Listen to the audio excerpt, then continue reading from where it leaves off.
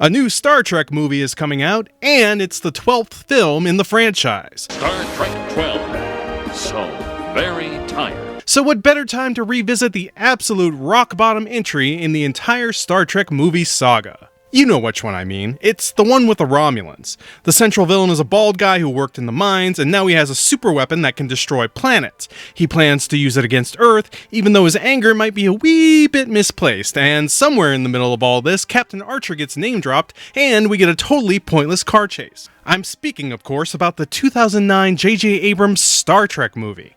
What, did you think I meant Nemesis? Okay, but seriously, Star Trek 09 isn't the absolute rock bottom of the franchise, okay? But then again, Nemesis isn't the worst Star Trek movie either. I forgive your blasphemy! Don't get me wrong, both films are stunningly mediocre. Watching them back to back, it occurs to me that the only substantial difference between the two is one movie had a named director and a cast of hot young actors, and the other did not. And that pretty much sums up why Star Trek 09 was a huge success that revitalized the Star Trek brand, while Nemesis was the biggest box office bomb in franchise history. Well, there's that, and Nemesis had the misfortune of arriving on the heels of years of diminishing returns in the Trek universe, namely Voyager, Enterprise, and the actual worst film in the franchise, the soggy loaf of white bread known as Insurrection. That's more like it. Nemesis was a vast improvement over the previous film, but its fate was sealed before it even opened, because nobody, and I mean nobody, was going to pay to see the same bland crap they could not watch for free at home on UPN. The story starts with the whole crew gathered for the wedding of Riker and Troi. Yes, they denied their feelings for each other for 10 years, then hooked up in a bathtub one time, and now they're getting married. Clearly, Riker knocked her up. I don't mean to be indelicate, but who's the father? It's a star-studded reception. Whoopi Goldberg is back as Guinan. Will Wheaton is back as Wesley Crusher, with no explanation for why he's back. Last we saw him, he was off to explore new planes of existence with the Traveler, and now he's back in a Starfleet uniform. Worf is also back, also with no explanation. But after 3 films, that's a given. For the record, when we last saw him on Deep Space Nine, he had just been appointed ambassador to the Klingon Empire. Now he's back to pushing buttons on a console. The Enterprise detects the presence of another android just like Data on a nearby planet. They head there, and we get the much reviled Dune Buggy scene. It's a lame way to shoehorn in some action, but personally, I'm just glad they're not singing. A British tar is a soaring soul, as free as a mountain bird. They find the pieces of an android, then get into a firefight with the locals, which is a bit odd considering Picard's earlier line. I have represented the Federation in first contact with 27 alien species. Just curious, how many of those 27 involve the aliens getting blasted in the face? The android is named B4. See what they did there? And apparently it was mentioned on the show that Dr. Soong created a few prototypes prior to Lore and Data. Also, as we'll find out later, B4 was deliberately planted as bait by our bad guy, so this isn't quite as contrived as it appears. What is contrived is how Data decides he simply must download all of his memories, including what I assume are highly sensitive Starfleet military secrets, into some random android they just found lying around on a planet. Because hey, when have they ever encountered an android who turned out to be evil? Then the Enterprise gets called away on another mission in a brief cameo by Kate Mulgrew as Admiral Janeway. Yes, Admiral. Janeway appears to be the prime example of what's known in Starfleet as failing upwards. I'm pretty sure they promoted her just to keep her behind a desk and stop her from getting another ship lost on the other side of the galaxy. The Enterprise is assigned to meet with Shinzon, the new leader of the Romulan Empire. To their surprise, Shinzon is a Reman, a member of a slave labor caste from Romulan's twin planet Remus. Remus was very briefly mentioned in the original series, patrolling outposts guarding the neutral zone between planets Romulus and Remus. And I have to say, it's pretty cool to see it finally get fleshed out a bit. Wait, did I say Shinzon is a Reman? Actually, Shinzon is human. And also, he just happens to be a clone of Jean-Luc Picard, played by Tom Hardy 50 pounds ago in a prosthetic nose and chin.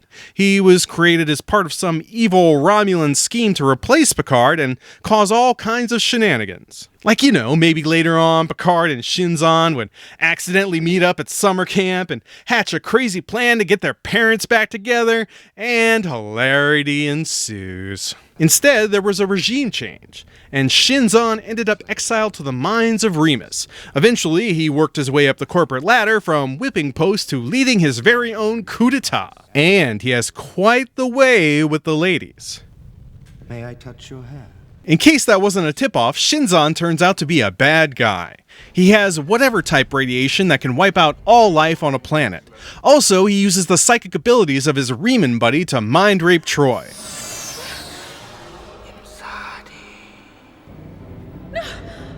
He can never know you as I can. Is it just me, or is anyone else getting a serious Mr. Burns vibe from this? Shinzon plans to use his planet-destroying weapon, and since he blames the Romulans for his horrible existence and the Romulans for enslaving his people, he plans to get his revenge on Earth. I'm sure it makes sense to somebody. The Enterprise tries to get back to Federation space, but Shinzon gets the drop on them in a gas cloud, and a big battle ensues. Eventually, Troi takes advantage of her psychic link with the bad guys, and while hanging out in a Queensryche video, she uses it to target their ship.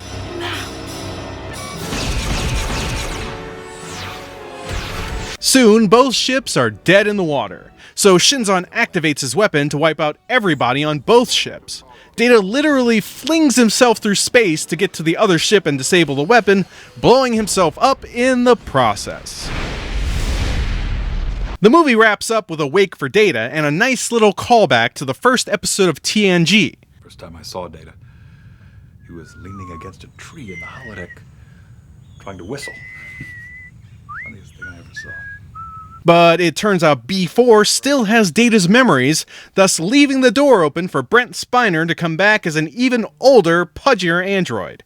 The end. There's a good reason Nemesis and Star Trek 09 have so many plot points in common.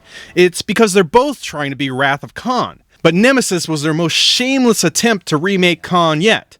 Vengeful villain gets hold of a planet-destroying weapon? Check. Said villain mentally violates a secondary character? Check. The Enterprise battles his ship in a nebula? Check. Main character sacrifices himself to save the day? Check. Said character leaves behind part of his personality so the actor playing him can come back? Check. Unfortunately, Shinzon fails as a Khan wannabe because, beyond the physical resemblance, which isn't even that strong in the first place, there's nothing connecting him to Picard. It's not like Kirk versus Khan, where even if you never saw Space Seed, the history between the two characters gave the story actual weight. Instead, we get scene after scene of Picard wringing his hands over having a clone, and wondering if he would have turned out the same way given similar circumstances. And let me tell you, this whole nature versus nurture debate is not nearly as interesting as the movie thinks it is. Of course Picard would have ended up a violent person if he'd had a violent upbringing. I mean, duh. And the whole mind-raping of Troi was just gross and unnecessary. I can see what they were going for. They wanted to establish Shinzon as a really bad guy, and give Troi something to do for a change, and have us cheer her on as she gets her revenge. But for one thing, this exact same thing already happened in the series. I'm sorry. For another, using rape to show how bad the bad guy is just lazy writing. On top of that, if Shinzon can create a psychic link with a senior officer on the Enterprise, why wouldn't he use it to gain a tactical advantage? Why would he use this power just to tap that ass? And I'll admit, it's really contrived the way they set things up for Data to sacrifice himself. But if I'm being honest, Spock's death was kind of contrived too.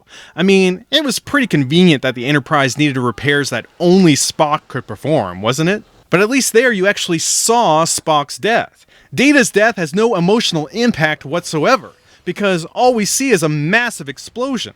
At the very least, you'd think we'd get one last meaningful moment between Data and Picard, but nope. Data just charges in, transports Picard out, and blows himself up. Even worse, we don't even get Geordi's reaction to Data dying, and they were total besties. On the positive side, the special effects are top-notch, and they gave us a few things we'd never seen before in a Star Trek battle.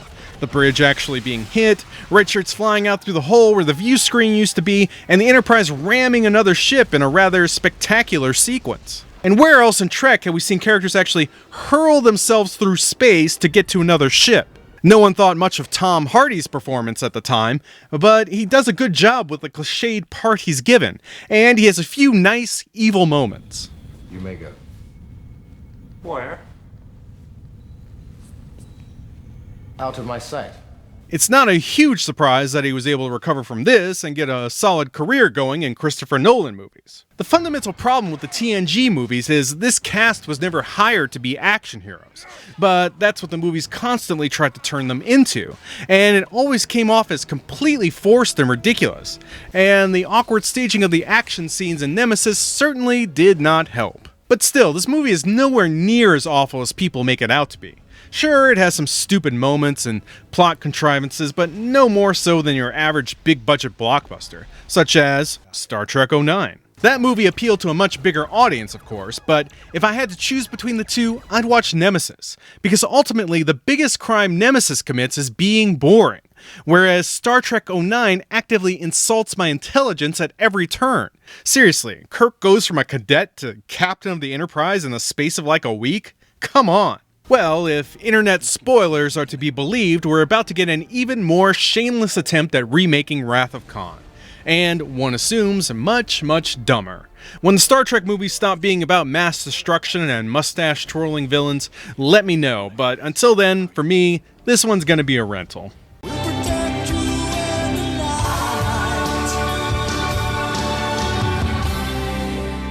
smiling next to you in silent lucidity.